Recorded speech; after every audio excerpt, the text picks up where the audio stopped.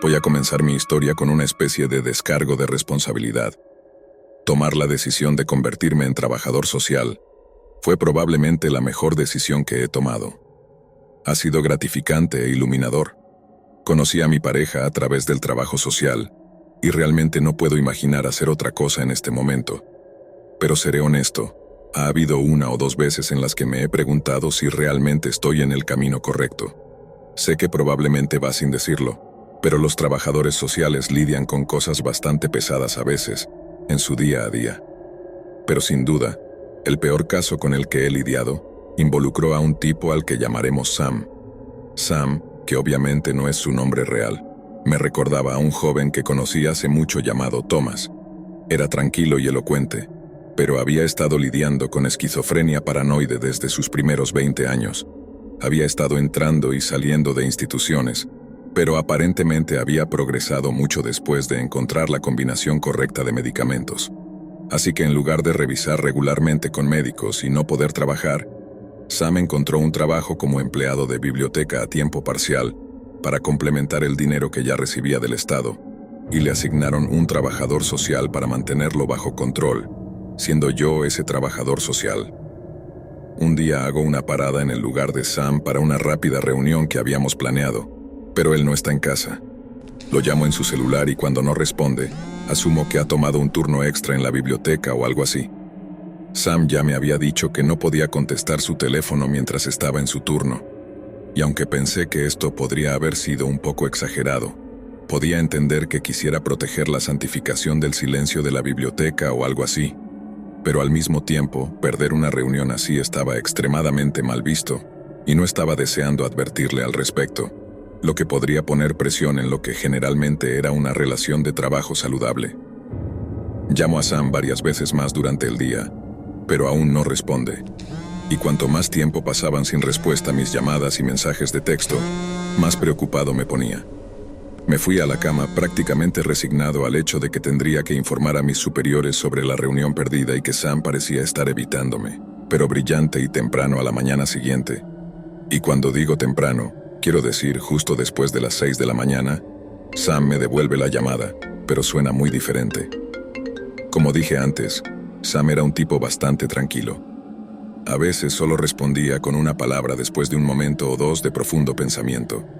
Era ese tipo de persona, pero cuando me llamó esa mañana sonaba frenético. Se disculpó por haber perdido mis llamadas y explicó que había estado ocupado. Pero cuando le pregunté si era algo relacionado con el trabajo o alguna emergencia familiar, dijo que no. En cambio, Sam explicó que había tenido lo que él llamaba un avance, y que le gustaría que pasara por su apartamento lo antes posible para discutirlo con él.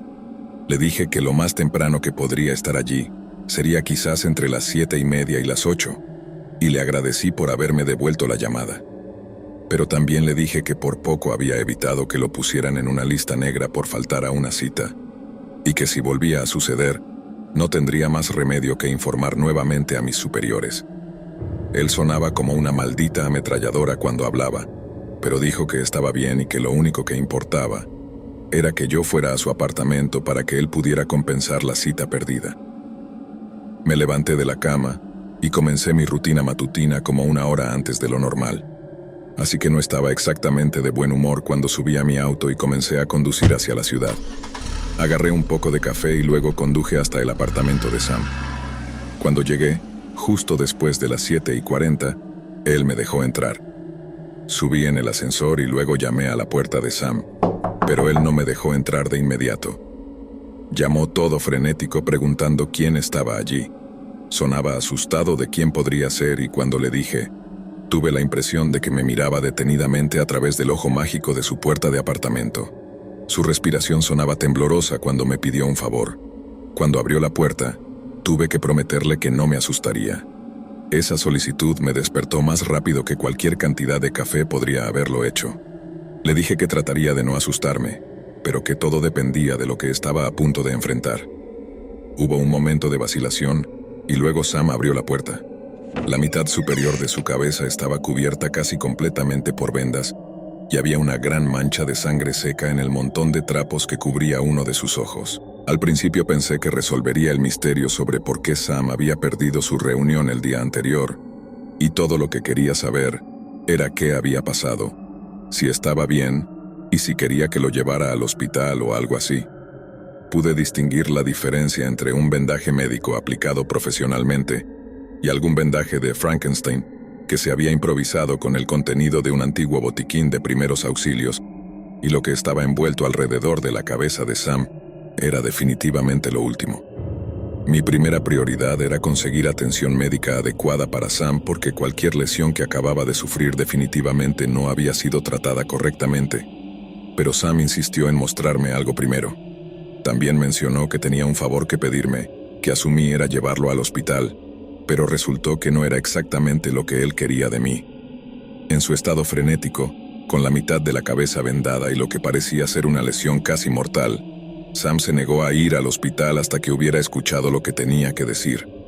Acepté escucharlo por un minuto y luego iríamos al hospital juntos. Él seguía diciendo que lo había encontrado una y otra vez. Sam dijo que alguien le había puesto algo en el ojo y que después de quitarlo, su vínculo con él se había cortado. Dijo que estaba bien con ir a ver a un médico. De hecho, quería hacerlo, pero teníamos que irnos en ese momento antes de que descubrieran qué estaba pasando y reemplazar el dispositivo que él había retirado de su cabeza con otro. Y para ese momento, ya había descubierto lo que estaba sucediendo. Sam estaba sufriendo algún tipo de episodio esquizofrénico. Pero lo que me sorprendió fue lo tranquilo y cooperativo que estaba. Siempre y cuando dejáramos el dispositivo en su apartamento, pensarían que él todavía estaba en casa, pero no podrían rastrear sus movimientos, al menos por un tiempo. Simplemente seguí con lo que él me estaba diciendo, seguro, deja eso aquí, solo llevémoslo al médico. Y luego nos subimos a mi auto y fuimos al hospital, pero no antes de que Sam insistiera en acostarse en el asiento trasero para que ninguno de ellos lo viera irse. No pregunté quiénes eran, ni por qué lo estaban acosando. Solo hice lo único que se me ocurrió, que lo llevaría al hospital y al tratamiento lo antes posible. Cuando entregué a Sam al personal del hospital, llevé a una de las enfermeras aparte y le expliqué la situación. Yo era el trabajador social de Sam. La herida fue autoinfligida y Sam estaba pasando por algún tipo de episodio psicótico, y la única razón por la que estaba tranquilo era porque creía que lo estaban rastreando. La enfermera me aseguró que manejarían la situación adecuadamente y luego me dijo que era libre de irme. Me detuve con Sam antes de irme y le dije que podía llamarme si necesitaba algo. Todo lo que hizo fue agradecerme una y otra vez, como si le hubiera salvado la vida, lo cual supongo que hice. Si esa herida se hubiera infectado de alguna manera tan cerca de su cerebro, podría haber terminado muy mal para él. Recuerdo salir del hospital y llegar a mi auto, y supongo que todavía estaba lleno de adrenalina, porque pensé que estaría bien para conducir hasta la oficina para escribir todo. Pero tan pronto como metí la llave en el encendido, una ola de alivio me golpeó, y por más que intenté contener las lágrimas, vinieron todas de todos modos. Y para ser claro, no estaba llorando por mí. Solo creí que estaba en peligro durante unos pocos minutos, y después de eso, mi única preocupación era Sam. Lo que me hizo llorar fue que aún no lo había golpeado a él. Él creía que lo que había hecho era algo bueno, pero solo era cuestión de tiempo antes de que se diera cuenta de que se había cegado por nada. Ni siquiera puedo imaginar lo dolorosa que debe haber sido esa experiencia para él, cuando finalmente ocurriera. Quiero decir, es ese pensamiento en particular el que me hizo estallar en lágrimas en mi auto a las 8:30 de la mañana un martes. La próxima vez que escuché de Sam, estaba en un hospital psiquiátrico en el otro lado del estado. Me agradeció por ayudarlo ese día, por llevarlo al médico por cualquier medio necesario, y dijo que estaba un poco mejor, pero que tenía un largo camino hacia la recuperación por delante, tanto en términos de salud física como mental. Obviamente ya no lo tenía como caso, pero siguió en contacto durante un tiempo, registrándose de vez en cuando hasta que finalmente dejó de llamar. Me puse en contacto con la institución donde había sido paciente, y me dijeron que lo habían dado de alta aproximadamente un mes antes. Les pregunté dónde podría haber ido Sam, y dijeron que no lo sabían. Si hubiera sido liberado condicionalmente, es decir, si el Estado quería mantenerlo bajo vigilancia, habría podido rastrearlo, pero lo liberaron incondicionalmente, lo que significa que sus médicos creían que había progresado tanto que no requería ninguna supervisión después de la liberación.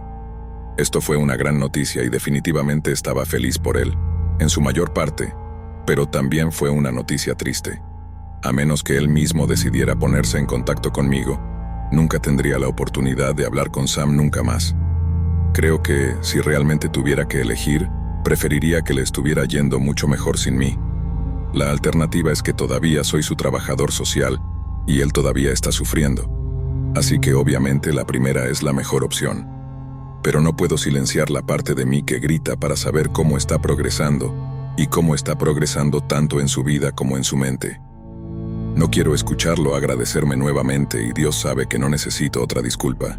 Solo quiero que sepa que valió la pena, y luego lo haría todo de nuevo en un abrir y cerrar de ojos.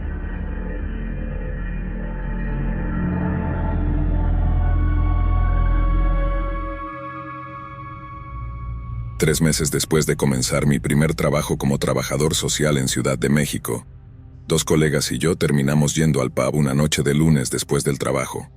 Uno de ellos era otro recién llegado como yo, pero el otro era un tipo mayor llamado Andrés que había actuado como una especie de mentor para nosotros. Había estado en el trabajo durante casi 30 años, pero a diferencia de mucha gente con la que había empezado, él se mantuvo en el trabajo de casos en lugar de avanzar hacia la alta dirección. Eso significaba que tenía mucha experiencia, lo que a su vez significaba que teníamos mucho que aprender de él. Afortunadamente, Andrés era un tipo genial, por lo que adherirse a él y sus ideas era mucho más agradable de lo que había sonado al principio. Así que Andrés, otro colega nuestro y yo terminamos en la oficina alrededor de las 6, y como había sido un día tan largo, generalmente salíamos alrededor de las 5. Andrés preguntó si nos apetecía pasar por el pub de la esquina. Ninguno de nosotros tenía ningún otro lugar al que ir, y mi colega más joven estaba conduciendo, y dijo que estaba feliz de dejar su auto en el estacionamiento, así que nos fuimos. Un trago se convirtió en 2 y luego acordamos tomar uno más antes de irnos. Me tocaba a mí, así que fui al bar y cuando regresé, Andrés y mi otro colega estaban discutiendo sobre los casos más desafiantes con los que había lidiado en ese momento de su carrera. Solo habíamos estado allí unos pocos meses cada uno, así que no teníamos mucho que ofrecer en términos de historias, pero luego llegó el turno de Andrés para discutir algunos de sus casos más memorables, y hubo uno que se destacó para mí en particular por razones que pronto se harán evidentes. Muchos años antes a Andrés le asignaron un caso que involucraba a un niño en riesgo que era el desafortunado hijo de un padre alcohólico violento. El niño tenía dificultades de aprendizaje y había pasado poco más de un año en acogida mientras sus padres intentaban recuperarse, pero eventualmente su caso fue revisado. Aparentemente, no tanto que el padre fuera un borracho, sino que la madre no era en absoluto apta para hacerlo, y se sospechaba que también sufría de dificultades de aprendizaje, pero después de que el padre supuestamente dejó de beber y la madre mostró más interés en aprender a ser madre, su hijo fue devuelto, y a Andrés se le asignó como su trabajador social. Dijo que solía ir un par de veces por semana solo para hablar con la familia y echar un vistazo, y al principio parecía que realmente habían enderezado las cosas. Pero luego, con el tiempo, Andrés dijo que comenzaron a aparecer grietas. En lo que respecta al padre, obviamente estaba encontrando cada vez más difícil la sobriedad a largo plazo, lo que a su vez hacía que la madre volviera a hábitos apáticos antiguos, como por ejemplo, descuidar llevar a su hijo a la escuela primaria local, donde tenían una clase dedicada a las necesidades especiales. Básicamente parecía más y más que iban a quitarle a su hijo de nuevo, pero Andrés dijo que no parecían ser malas personas, así que de alguna manera estaba animándolos a que se pusieran juntos de nuevo. Pero luego un día, Andrés recibe una llamada en su escritorio, y cuando responde, escucha la voz de la niña con dificultades de aprendizaje. Le pregunta si es Andrés, y él responde que sí, y luego confirma que es ella. Le pregunta si todo está bien y ella responde que no. Luego, cuando Andrés le pregunta qué pasa, la niña le dice, «Papá ha puesto a mamá en la bañera». Andrés dijo que al principio no entendió realmente a qué se refería, así que preguntó si la estaba bañando y la niña responde de una manera que heló la sangre de Andrés. «Creo que sí, pero ahora está dormida, y papá quiere que yo también me duerma». Andrés dijo que probablemente fue el momento más aterrador de toda su carrera, no tanto porque la vida de esta niña estuviera en juego, sino porque lo que le indicara hacer a continuación podría salvarle la vida o sellar su destino. Dijo que le dijo que se quedara callada, colgara el teléfono y se escondiera, o corriera a casa de un vecino si era posible. Su primer pensamiento obviamente fue decirle que llamara a la policía, pero también se dio cuenta de que si el padre de la niña podía escucharla hablar, también podía encontrarla y ponerla en la bañera. Una vez que le dio lo que creía que eran las instrucciones correctas, Andrés colgó el teléfono, llamó a la policía y condujo hasta el bloque de pisos de la familia a toda velocidad, al borde de la ilegalidad. Pero fue demasiado tarde. Andrés llegó justo a tiempo para ver al padre sentado tranquilamente en la parte trasera de un coche de policía. Bajó la ventana y llamó a uno de los agentes, que le dijo que se fuera y que se ocupara de sus asuntos, hasta que Andrés mencionó ser el trabajador social de la familia. El policía no pudo decirle nada relacionado con lo que había visto dentro, pero cuando Andrés preguntó si alguien más estaba vivo en la casa, si habían encontrado al niño ileso, el policía solo le dio una mirada triste, se disculpó y le pidió que se fuera. Andrés dijo que estaba devastado, más allá de la devastación, hasta el punto de que tuvo que detenerse al lado de la carretera y simplemente llorar hasta que se calmó lo suficiente para volver a conducir. A la mañana siguiente llamó al trabajo y les contó todo. Luego les informó que no estaría allí durante unos días. Su jefe aceptó su permiso y luego Andrés pasó los siguientes días en el fondo de una botella, tratando de olvidar que todo eso había sucedido. Regresó al trabajo unos días después, pero dijo que le llevó un tiempo volver a sus casos regulares. Y así es como llegó al punto real de su historia. No nos contó sobre esa niña para traumatizarnos, aunque lo hizo muy bien en eso. Nos lo contó porque cuando inevitablemente enfrentemos algo que tenga un efecto similar, necesitaremos el conjunto correcto de herramientas para manejarlo. Y según Andrés, ese conjunto de herramientas involucraba muchos viajes al terapeuta del lugar y mucho asesoramiento sobre el trauma. Y sobre todo, involucraba mucho hablar sobre la cosa que te traumatiza y deprimen, y mucho escuchar las experiencias de los demás. Y eso, querido oyente, es por lo que pensé enviarlo en primer lugar. Me he dado cuenta de que amo tu canal porque es como un grupo gigante de asesoramiento. En esto me refiero a los comentarios sobre el trauma que se reúne todos los días de la semana cuando hay videos nuevos. Podemos aprender de las historias de los demás, de los viajes de los demás, y cuando estemos listos, dispuestos o capaces, podemos contar nuestras propias experiencias escribiéndolas y enviándolas para que las leas en voz alta a todos los demás asistentes de este enorme grupo de apoyo global. Al menos en mi mente, diría que desearía tener mi propia historia para enviar, pero honestamente estoy contento de no tenerla. Y como Andrés ya no está aquí para contar sus propias historias, he tomado la iniciativa de contarlas por él. Y al hacerlo, te agradezco por dirigir el mejor grupo de asesoramiento sobre el trauma en línea que una persona podría desear.